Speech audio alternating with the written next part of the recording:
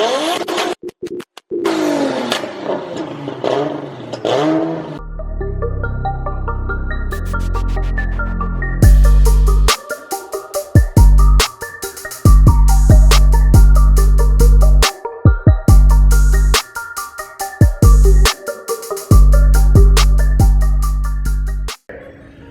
guys, what's up? Thank you for tuning in again. Jesse here. I want to answer a few questions that everybody seems to have when considering an RB swap. I kind of want to go over the main topics, some of the frequently asked questions, some of the main things that you have to do when you're thinking about swap, what you should consider when you're considering a swap, any kind of swap, stuff like that. Now, don't take these for the best fact. I'm still learning things. I'm always learning. So these aren't 100%, so especially some of them are opinion. A lot of stuff can be drawn out into opinion when it comes down to swaps, what you need to do, stuff like that. When I first got started, I was told that there's no way that I could swap a Datsun, RB swap a Datsun for less than, I think he said 20 grand. That I couldn't do it for less than 20 grand. Now granted, I have much more than that in this right now, but that's also including like full suspension, the engine build, all my gauges, all the stuff that I didn't have to buy. Realistically, I'm gonna tell you that you could probably get an RB in a car and running for 7 grand or less, if you're smart about it and are willing to do the work. So let's go ahead and move forward. I have a few questions that people have posed to me, and I have a few questions that I thought of on my own, so that I had. Because I had to read through a bunch of forums and Facebook groups. There's a Facebook group that I'm a part of called RB Swap Discussions. That is a huge help. Those dudes, you may get some guys that want to be funny here and there, but for the most part, even if they try to be funny, they're helpful. They will help you out front and back the best that they can. So let's go ahead and dive right into it. Number one, I always get asked this: what does the swap cost you? That's a pretty broad question, and it can be broken down into a few things. Now, I got my swap on a pretty good deal. I paid $3,500, I believe, initially. That came with the engine. It had HKS cams. It had what did it have on it? Oh, it had the front forward-facing plenum. It had a top mount manifold and turbo, tile wastegate. It had a few other things. So I paid $3,500 that with a trans, a harness, and everything. So they're not that bad, relatively. It depends on what you're looking into. Of course, you can go out and get a KA for way cheaper, but I didn't want a KA. So the average I see around between 3 and 4, depending on what all it comes with and stuff like that. My engine is also a Series 2. Now with RBs, you have a few different things to look out for. You have a Series 1, you have a Series 2, and you have a Neo. So with the Series 1, you have an igniter chip. You have an igniter box. The igniter box sits on top of your spark plug cover, and your harness plugs into that, and then your harness to your coils goes down. So the Series 2 does not have igniter, so that's a difference.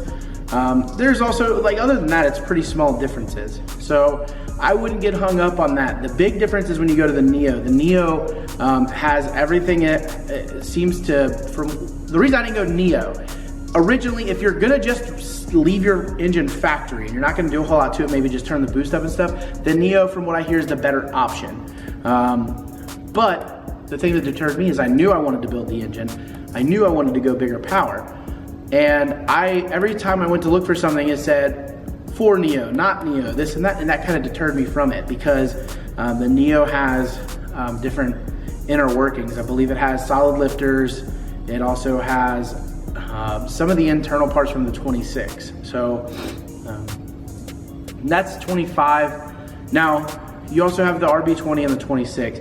The 20, the reason I didn't go 20, I wanted something bigger than the 2 liter. If I was gonna go 2 liter, I probably would have went SR, but I wasn't gonna go there because I wanted big power eventually. So the 20 also has a weaker trans. The thing about the DET, the RB25, the DE comes with the same trans as the 20, or it's like real similar. And you can look at it and it's actually like a lot thinner. It comes from the belt housing and gets thin pretty quick. If you look at a 20 trans, you look it up online, it stays kind of wide and it goes thick all the way down to the bottom. The 25 is a much sturdier trans. The 26, you can pick up, and then you have to source a trans to put on it.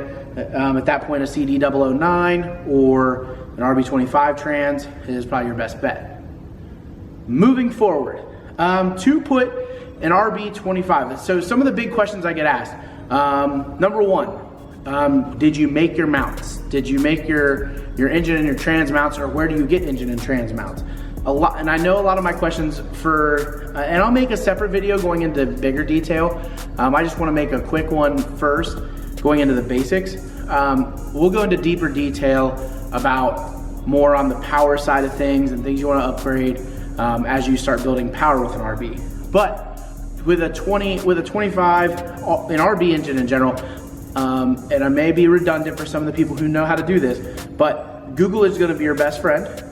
Number one, source this video, ask me questions below and I'll answer them pretty quick. I'm pretty quick at answering on here. But I used McKinney motor mounts. A lot of people, you'll go online and you will read good things and bad things about every single part that you look at. And I don't care what engine, or what swap, what car you're looking at doing. Almost every single time you're gonna read good stuff and you're gonna read bad stuff. There's always gonna be people out there that have a bad experience. So, my personal experience, the McKinney motor mounts are awesome. I plopped them right in, engine bolted in pretty simply. I've had the car in and out quite a bit. I've never had any issues. They look good, they look really heavy duty. So, I really enjoy the McKinney mounts. So CX Racing makes mounts. They're an option. There's another company, I can't remember the name of them. Who was it? I saw mounts from somebody else. I know Zero Lift used to make mounts, but they are not in business anymore, so I doubt they have any mounts left. But yeah, just go online and type in whatever your chassis is, RB mounts. So, you know, obviously mine is in an S30, so a lot of the stuff I talk about specifically will be RB swapping an S30 chassis. I'll try to answer other stuff if I can, or if stuff's universal. So that's number one.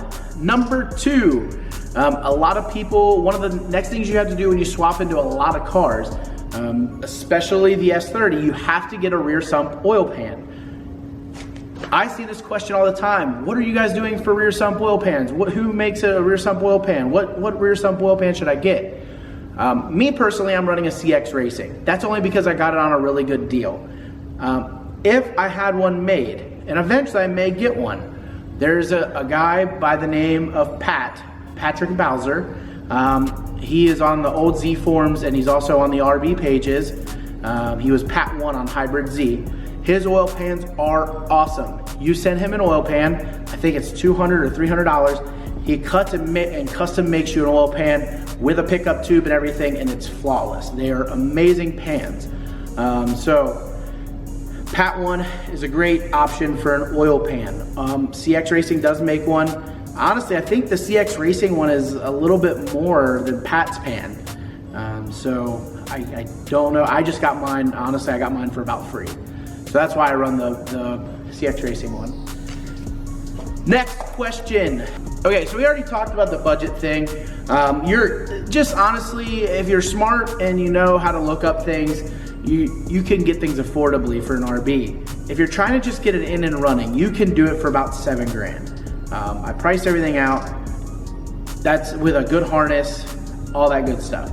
That's the next question that I get asked a lot. What wiring harness do you use?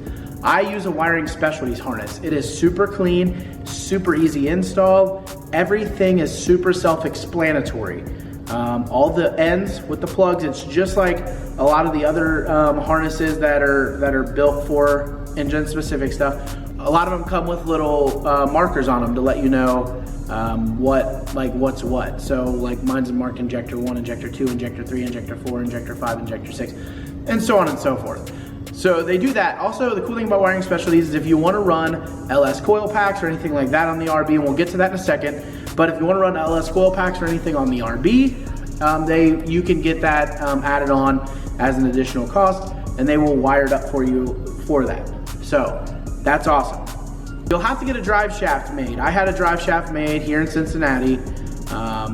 Basically, you just have to go in, buy a slip yoke. I believe the slip yoke is from a Z32, and you buy the slip yoke for the VG trans, and it bolts it. You have it added on to the end of your drive shaft, and you measure it. Go to any drive shaft shop, and they will tell you how to do it.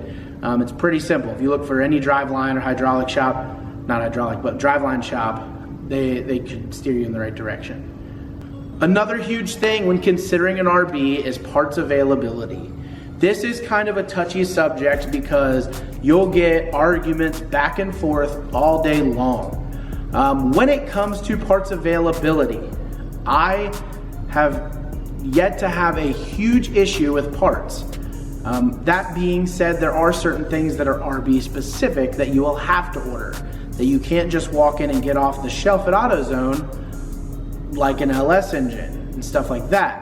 But I will say in this instance, those are some of the things that I personally would probably order a better quality thing of anyway.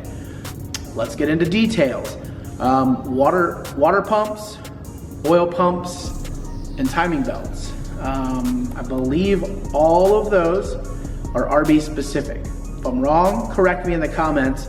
Almost positive they're all RB specific. Timing belt, I would be ordering a nice one anyway.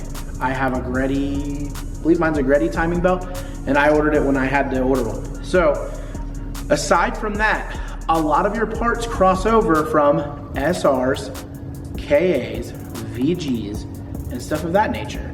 So, don't worry. If you're thinking about going RB, don't let the fact that you can't go in and get a part off the shelf detract you, because you can. You just have to do research. One thing I would recommend doing is developing, and I have one somewhere, a parts list. I literally have a parts list of all the parts that cross-reference over, and I just put, you know, oil filter. This is the oil filter I use because I think it's I believe it's a KA filter, or a VG filter. So, oil filter, whatever part number. This, whatever part number. That, whatever part number. Almost every part that I've found that I've had issues with, which isn't a crazy amount, but I have had some. I've found a replacement part that has a US base as well, like a KA. Everybody thinks that they're gonna slap a Skyline engine in their car and have a super fast car, super high horsepower car.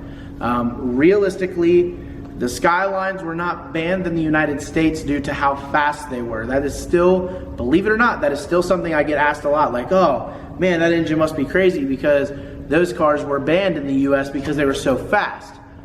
False. So you're not just gonna get an RB, slap it in the car, and expect to be like a Ferrari killer. It's not how it works. Sorry about your luck. Yeah, but that's not to say that you can't do it. You can build something, you can up the boost, whatever. With that being said, there are a few things that you should look into when you very first put the RB in your car. One of the first things that everybody has questions about, because it's a weak point in the car, is the oil pump and oiling. So I run an N1 pump, but I also run spool gears. The spool gears are billet gears, cut out. The factory gears are like a pressed metal, like a kind of like a pot metal kind of deal, like where it's like just metal and it's like molten and then pressed together.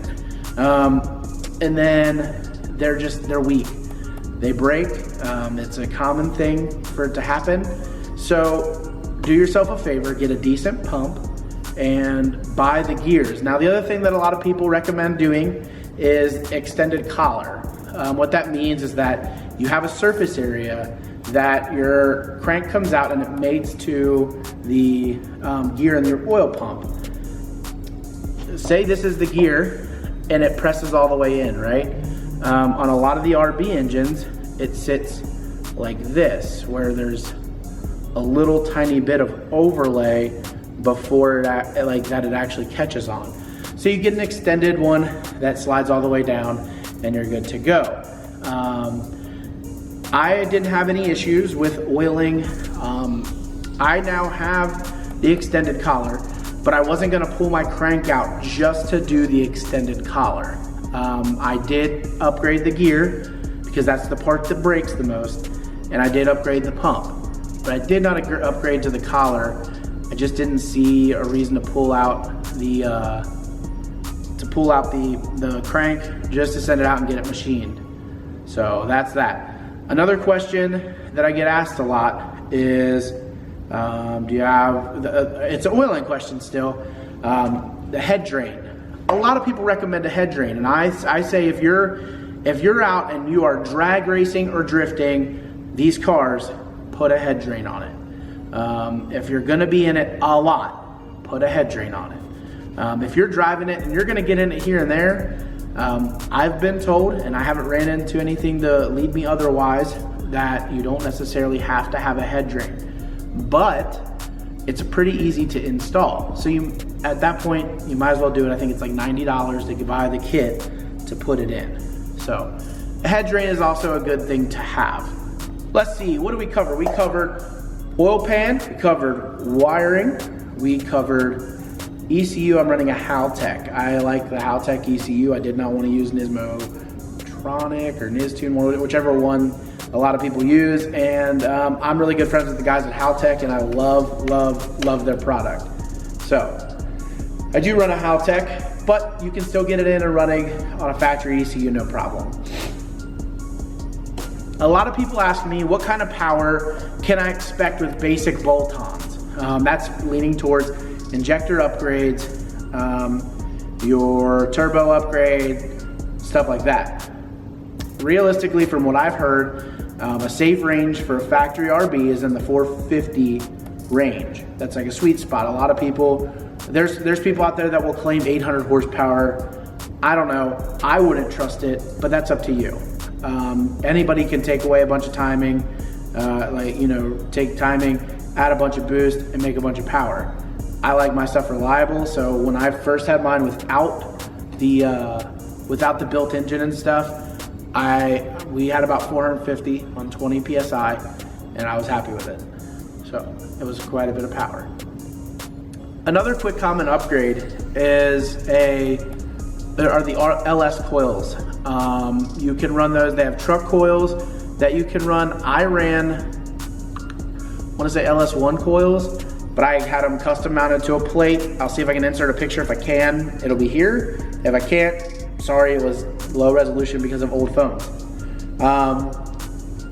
But I had a custom bracket mounted to mount the coils to. It was like a clear plexiglass piece, and I kind of turned them and let them offset and stacked them. It was pretty cool. I just wanted a cleaner look, so I'm now currently running Yellow Jacket coils, and they've been great. Aside from LS coils, there are other coils that people use. The 350Z coils are good coils. You can use those almost as like a coil on plug setup. If you have to kind of trim it, and then you have to make a custom plate on the top, but they're plug and play.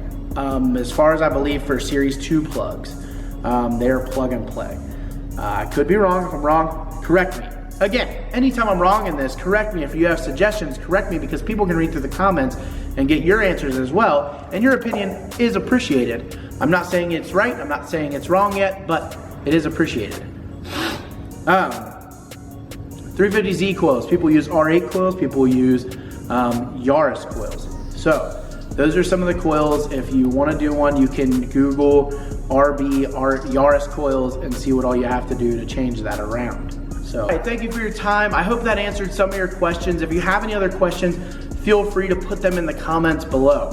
One thing I'm gonna do is I was gonna make one big long video, but I think I'm gonna section it out into 2, maybe 3 videos, but the next video is gonna be upgrades for performance, what kind of power to expect, stuff like that when you're upgrading your RB. So stick around for that video. That should be pretty good. I don't have a lot else to say. So if you're considering RB swapping and you have questions, comments, let me know. If you liked the video, it helped you answer any questions, please drop a thumbs up. If you didn't like the video, thumbs up anyway. That's actually the dislike button now on YouTube. The thumbs down actually means that you kiss your sister, so I wouldn't hit that if I were you. Again, have a great day. Subscribe to the channel for more content to stay up to date. We'll be doing some stuff with the Datsun and going back, and we're aiming for 700 horsepower next. That's the goal. So stay tuned and have a great day.